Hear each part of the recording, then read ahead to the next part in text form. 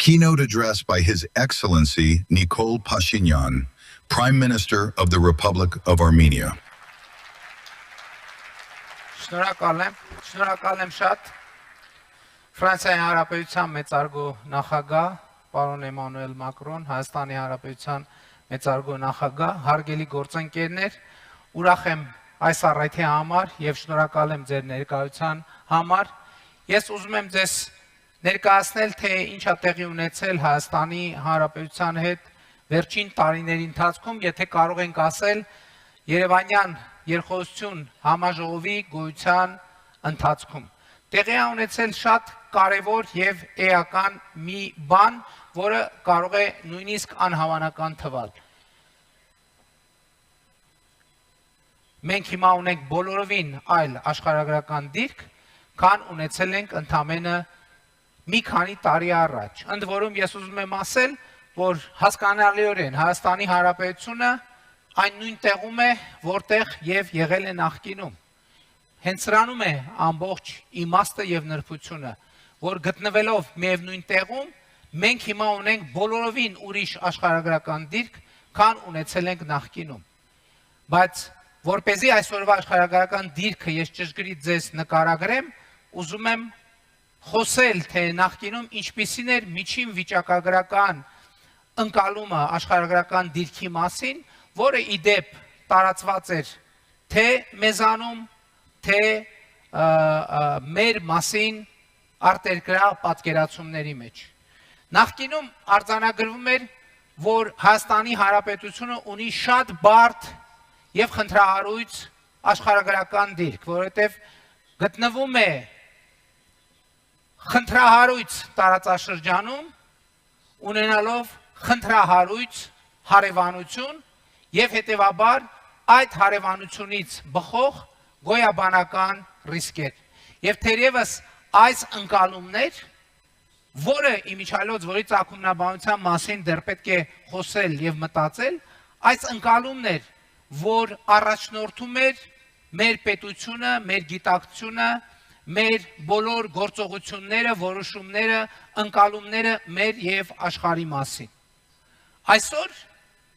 եւ ես կարող եմ դա արձանագրել, տեղի է ունեցել իրապես պատմական մի իրադարձություն։ Այն իմաստով, որ հիմա Հայաստանի Հանրապետության աշխարհագրական դիրքի կարճ նկարագրությունը այն չէ, որ Հայաստանի Հանրապետությունը գտնվում է խնդրահարույց տարածաշրջանի խնդրահարույց միջավայրում։ Այլ Հայաստանի Հանրապետության աշխարհագրական դիրքի նկարագրությունն այն է, որ Հայաստանի Հանրապետությունը, ինչպես կարող է երևալ այս քարտեզից, Հայաստանի Հանրապետությունով է անցնում արևելքը արևմուտքին եւ հակառակ ուղղությամբ կապող ամենակարճ ճանապարհը։ Եվ այս ընկալումը իր հետ բերում է բոլորովին նոր նկար եւ նոր պատկեր Հայաստանի Հանրապետության նրա վիճակի եւ նրա պոտենցիալի։ Եվ այսօր Հայաստանի Հանրապետության կառավարության խնդիրն է հենց այս դիտանկյունից մոտենալ հարցերին եւ հենց այս դիտանկյան վրա կառուցել Հայաստանի Հանրապետության ռազմավարությունները։ Այդ ռազմավարությունները նկարագրելու համար է, որ մենք որդեգրել ենք եւ իրականացնում ենք երկու իրարից բխով եւ փոխկապակցված նախագծեր։ Դրանցից առաջինը, որ ես առիթ եմ ունեցել ներկայացնել, խաղաղության խաչմերուկ նախագիծն է, եւ երկրորդը, որի մասին համոզված եմ գիտեք, TRIP նախագիծն է, Թրամփի ուղի հանուն միջազգային խաղաղության եւ բարեկեցության։ Թրամփի ուղի միջազգային հանուն միջազգային խաղաղության եւ բարեկեցության նախագիծը առաջին հերթին մեր ընկալումներով երկաթուղային կապի վերականգնում է արևելքի եւ արևմուտքի միջեւ եւ իհարկե երբ խոսք է գնում երկաթուղու մասին, երկաթուղին առաջին հերթին ինքը որոշակի պայմաններ է ենթադրում, այդ թվում աշխարհագրական, ռելիեֆային եւ ակնհայտ է, որ մենք ունենք այս փուլում հիմնական մի ուղի եւ դա Հայաստանի հարավով անցնող այս երթուղին է, որով մենք պատկերացնում ենք արևելքը արևմուտքի հետ կապելու գործընթացը եւ այդպես շարունակ, բայց երկաթուղին տրիպ նախագծի միակ ուղղությունը չէ, ուզում եմ ընդգծել, որ տրիպ նախագծի շրջանակներում եւ նաեւ խաղաղության խաչմերուկ նախագծի շրջանակներում ենթադրվում են էլեկտրահաղորդման գծեր, ենթադրվում են խողովակաշարեր, նավթատար խողովակաշարեր, գազատար խողովակաշարեր, որոնք արդեն ամենևին պարտադիր չի, որ անցնեն իմ նշած երթուղով Հայաստանի Հանրապետության ամբողջ տարածքով կապված ինժեներական, տեխնիկական բազմաթիվ նրբությունների հետ այդ բոլոր նախագծերը կարող են իրականացվել։ Եվ հիմա մենք կենտրոնացած ենք հենց այս խնդրի վրա, որպեսզի իրականացնենք այս պոտենցիալը, որը թաքնված է հենց մի նախադասության մեջ։ Ընդհանրապես շատ է խոսվում երկրների ներդրումային հետաքրքրության մասին, բայց այս վերջին շրջանի քննարկումների արդյունքում ես արձանագրել եմ, որ Հայաստանի Հանրապետությունը արդեն իսկ գտնվում է մի աշխարհագրական դիրքում եւ իհարկե այդ ամենը Հայաստանի եւ Ադրբեջանի միջև Միացյալ Նահանգների նախագահ Դոնալդ Տրամփի եւ Ֆրանսիայի նախագահ Էմանուել Մակրոնի աջակցությամբ հաստատված խաղաղության պայմաններում, երբ որ Հայաստանի ներդրումային միջավայրը եւ Հայաստանի ներդրումային կարգավիճակը էականորեն փոխվում է։ Եվ այդ կարգավիճակը փոխվում է հետեւյալով։ Եվ կարծում եմ, որ սա մի արտահայտություն է, մի նախադասություն է, որը կարող է դառնալ Հայաստանի Հանրապետության ներդրումային բրենդը, եւ այդ նախադասությունը հետեւյալն է. ամենակարճ ճանապարհը արևելքի եւ արևմուտքի միջև, որովհետեւ հիմա ժամանակակից աշխարհում խնդիրը, ինչպես գիտեք, ոչ միայն ապրանքների, ծառայությունների հոսքի ապահովությունն է, այլև այդ տեղափոխման տրանսպորտի արագությունը, իսկ ամենակարճ ճանապարհ նշանակում է ամենաարագ ճանապարհ, եւ մեր խնդիրն է ամենաէժան ճանապարհ եւ ամենաարդյունավետ ճանապարհ, որովհետեւ հիմա նաեւ այս արձանագրումը մենք պետք է անենք, ընկերությունները մրցակցում են այդ թվում ապրանքները մատակարարելու արագությունների վրա եւ նա ով ամենաարագն է, դերևս նաև ամենահաջողակն է, չնայած արագությունը հաջողության միակ գրավականը չէ։ Եվ մեր խնդիրն է իրացնել մեր պոտենցիալը։ Սա շատ կարևոր արձանագրում է։ Մեր իրականության մեջ էական եւ շրջադարձային փոփոխություններ են տեղի ունեցել, որովհետեւ օրինակ, մասնավորապես ընդամենը տարիներ առաջ Հայաստանի Հանրապետությունում Հայաստանի Հանրապետության մասին խոսելով ասվում էր, կարելի էր ասվել, եւ դա մեր ընդհանուր ընկալումն էր, որ Հայաստանի Հանրապետությունը օրինակ էներգետիկ ռեսուրսներ չունեցող երկիր է, եւ դա ճշմարտություն էր, եւ այս արտահայտությունը ցույց էր տալիս Հայաստանի խոցելիությունները էներգետիկ եւ մնացած առումներով, բայց ես ուզում եմ ասել, որ չնայած ոչինչ չի փոխվել, Հայաստանի Հանրապետության պարամետրերում։ Հիմա Հայաստանի Հանրապետությունը անսահմանափակ էներգետիկ ռեսուրսներ ունեցող երկիր է։ Սա մեր ժամանակների ամենահետաքրքիր հանգամանքն է, երբ որ կարող է երկիրը լինել նույն աշխարհագրական կոորդինատների ներքո, բայց նրա աշխարհագրական դիրքը փոխվել։ Կարող է երկիրը էներգետիկ ռեսուրս չունեցողից վերածվել եւ տրանսֆորմացնել անսահմանափակ էներգետիկ ռեսուրս ունեցող երկրի։ Ոչ, ես ոչ մի գաղտնիք բան չեմ պահում, Հայաստանում նավթի եւ գազի հանքեր չեն հայտնաբերվել եւ Հայաստանի Հանրապետությունը, ինչպես բազմաթիվ այլ երկրներ, անսահմանափակ էներգետիկ պոտենցիալ ունեն արևային էներգիայի զարգացման բերումով։ Եվ մեր խնդիրն է առաջիկայում կենտրոնանալ այս խնդրի վրա Հայաստանի Հանրապետության համար ի հայտ եկած անսահմանափակ պոտենցիալը, այդ թվում էներգետիկայի ոլորտի օգտագործելու նպատակով։ Իհարկե ես ասացի, որ Հայաստանի Հանրապետության շուրջ շատ մեծ ընդհանրապես ոչ մի աշխարհագրական եւ ռեսուրսային փոփոխություն տեղի չի ունեցել, բայց մի բան իհարկե էականորեն փոխվել է, որ այսօր Հայաստանի Հանրապետությունը ապրում է խաղաղության պայմաններում եւ Հայաստանի եւ Ադրբեջանի միջև խաղաղություն է հաստատված։ Եվ սա է շրջադարձային կետը, որովհետեւ ինչու նախկինում մենք չենք նկատում, որ մենք ունենք հոյակապ աշխարհագրական դիրք։ Խաղաղության բացակայությունը կամ կոնֆլիկտն է, որ մեր տեսադաշտը փակում էր եւ մենք չենք կարող նկատել այն, ինչ որ ակնհայտորեն դրված է մեր աչքի առաջ։ Եվ ուզում եմ սա ընդգծելով կրկին իմ գնահատանքի խոսքերը ասել Ֆրանսիայի Հանրապետության նախագահ Էմանուել Մակրոնի, ում դերակատարումը այսօր հաստատված խաղաղության մեջ առանցքային է, որովհետև այն ճարտարապետությունը, որի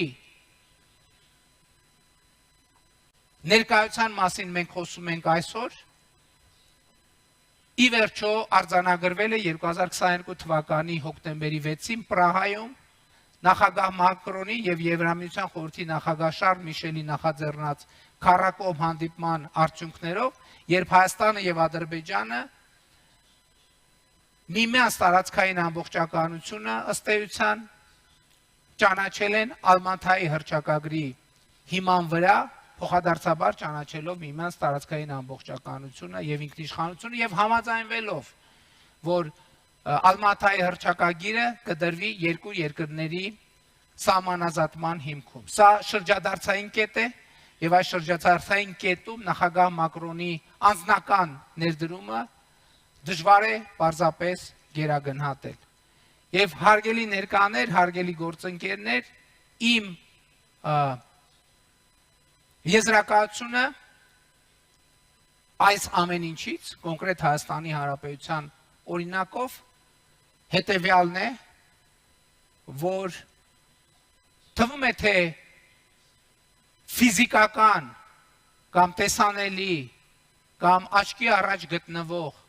կամ կոնկրետ պարամետրեր ունեցող հանգամանքների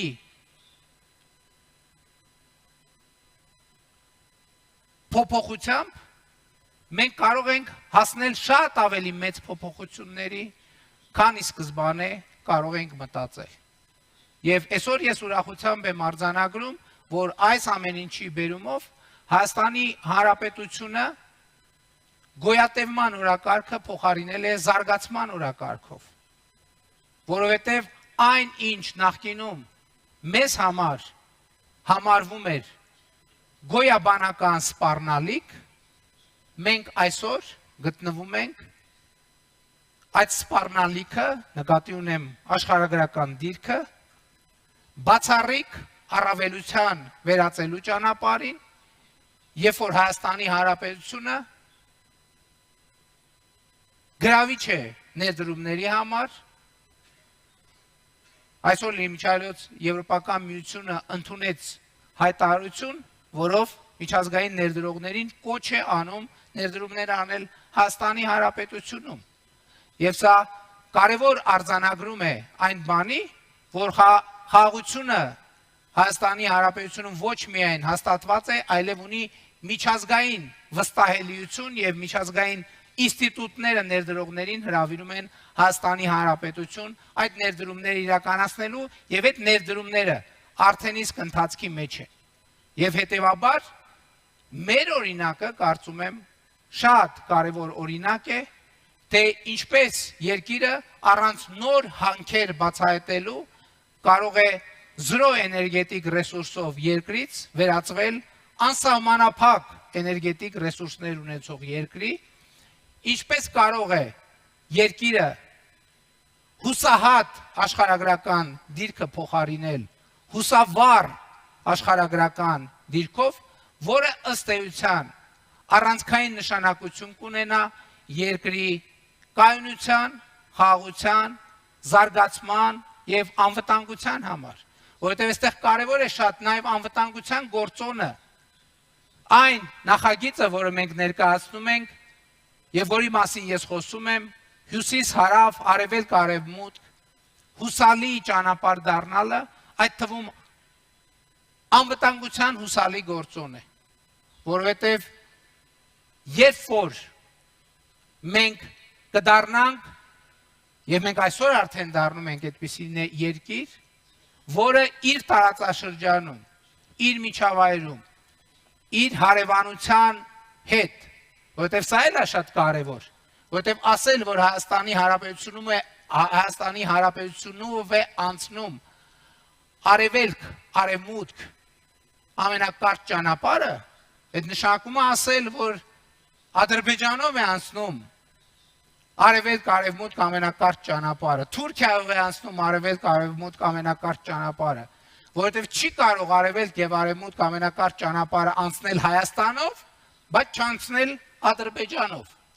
անցնել Հայաստանով, բայց չանցնել Թուրքիայով։ Եվ հենց սա է ընկալման փոփոխությունը, որ մենք, ինչպես եւ ընդունված է ասել, մեր երկրի սահմանները տեսնում ենք ոչ միայն եւ ոչ այնքան բաժանարար նշանակությամբ, որովհետեւ սահման այնուամենայնիվ ունի բաժանարար հատկություն, բաժանում է երկրները իրարից, բայց մենք տեսնում ենք սահմանները այդ թվում միացնելու,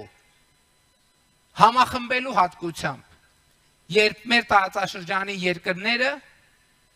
կկարողանան միմյանց տարածքային ամբողջականությունը, ինքնիշխանությունը, սահմանների անձեռնմխելիությունը եւ իրավազորությունը հարգելով այնպիսի համագործակցություն հաստատել, որ խաղաղությունը ոչ միայն ձեռնտու կլինի բոլորին, այլև խաղաղությունը կենսական կլինի բոլորի համար։ Եվ խաղաղությունը կդառնա այն հիմնական երաշխիքը, որը ապահովում է եւ այդպես էլ կա, ապահովում է ներդրումներ, ապահովում է եկամուտներ, ապահովում է կայունություն եւ խաղաղությունը դառնում է ինքնավերարտադրման գործիք, որովհետեւ խաղաղությունը միշտ լիցքավորվելու անհրաժեշտություն ունի։ Եվ սա ըստ էության մի շրջագիծ է, երբ որ խաղաղությունը բերում է բարեկեցություն, բարեկեցությունը խաղաղություն, խաղաղությունը ավելի մեծ բարեկեցություն, ավելի մեծ բարեկեցությունը, ավելի մեծ խաղաղություն, ավելի հուսալի խաղաղություն, եւ ես ուրախ եմ արձանագրել, որ մենք գնում ենք այդ ճանապարհով։ Ոչ մի կասկած չկա, որ մենք գնում ենք այդ ճանապարհով, եւ դա հուսալի ճանապարհ է, եւ դա մի ճանապարհ է, որը մեզ օգնում է, որպեսզի մենք հուսահատ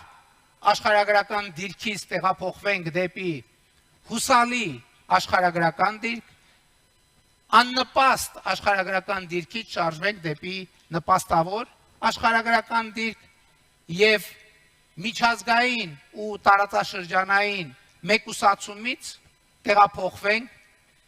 դեպի միջազգային եւ տարածաշրջանային ինտեգրացիա եւ համագործակցություն։ Եվ ես ուզում եմ հենց այս ուղերձով ավարտել իմ ելույթը եւ Հայաստանի Հանրապետության բոլոր քաղաքացիներին, առաջին հերթին Հայաստանի Հանրապետության բոլոր քաղաքացիներին շնորհավորել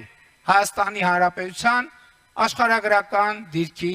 փոփոխության առիթով։ Շնորհակալ եմ շատ։